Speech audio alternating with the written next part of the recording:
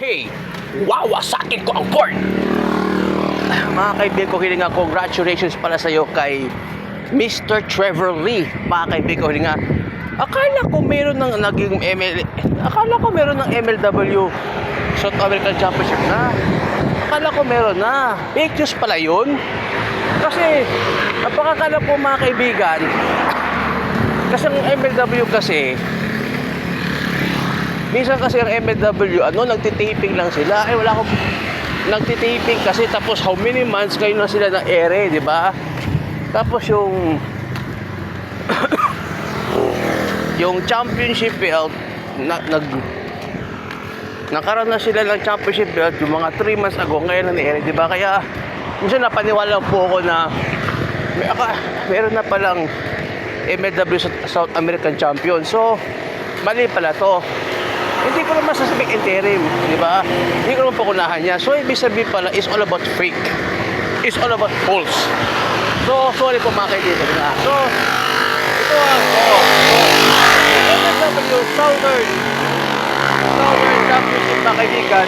It's about that.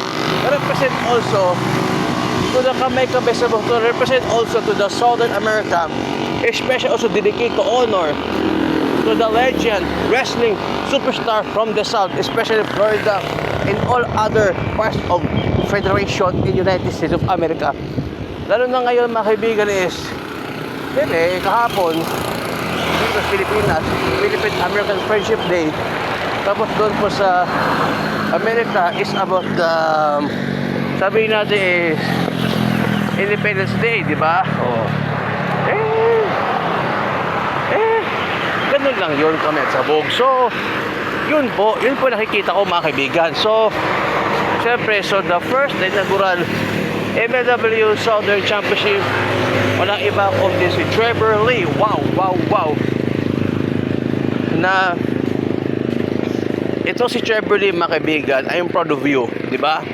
Alam ko naman, after mismo na 2 years, after mismo na release sa WWE ng 2024, yung mga April 23, mga kaibigan ko, hininga,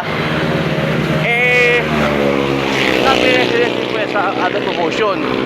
Pero at this time, mga kaibigan, you have a great opportunity into your life, based to the point in rat na yan, na I think, mga kaibigan, the historical made MLW, the first MLW Southern American Championship, mga kaibigan nga, Trevor Lee. So, and hopefully mga kaibigan, that the Trevor Lee also is the great MLW Southern American Champion of them all. Baka siguro mga kaibigan, na baka lang no?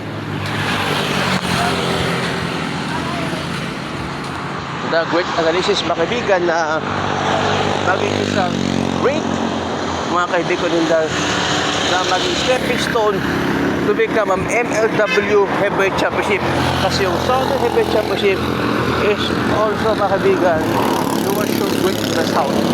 In the South, national, and to be world champion. Depende pa sa booking mga kaibigan. Depende pa sa creative choice. Kasi magdadan po sa analysis mga kaibigan ko nga. Di ba masang yun? Sa WWE mga kaibigan, hindi ka na pagbigyan. Pero sa iba promotion, napagbigyan ka na. Baron Corbin, Bishop Dyers, nagi-judo champion ka, tapos aalis ka lang pala sa MLW. Malaking sayang mo, baka may stepping stone ka pa mag-MLW. What if lang siguro, no? What if lang kung si Bishop Dyers is stay MLW, diba, for multi-year mga kaibigan. Syempre, mga kaibigan, huli nga 1, 2, 3 sabog and to be destroyed the porn, baka magiging second time MLW Tag Team Champion. And also mga kaibigan, baka may posibilidad mga kaibigan na maging National Openweight Championship. Wala kaming pakialam doon. At ikaw na oligar ko mga kaibigan, ganito ko sa brownout because you do not do well in electricity. Yan ang nakikita ko mga kaibigan. Ngayon, yan ang gawain po mismo ni Bishop Dyers. What if lang siguro kung maiwan siya dyan mga kaibigan, at baka hanggang National Openweight Champion. But great, Di ba? Doon lang yun. Kasi naman kailangan mag-world champion to para maging great eh. Kasi, kahit great ka na, boom, abay, great ka pa rin, di ba? Ganun lang po yun. Di ba? Despite of that, wala po kaming pakialam doon. Destroy the porn and rat na yan! Wawasakin ko ang porn!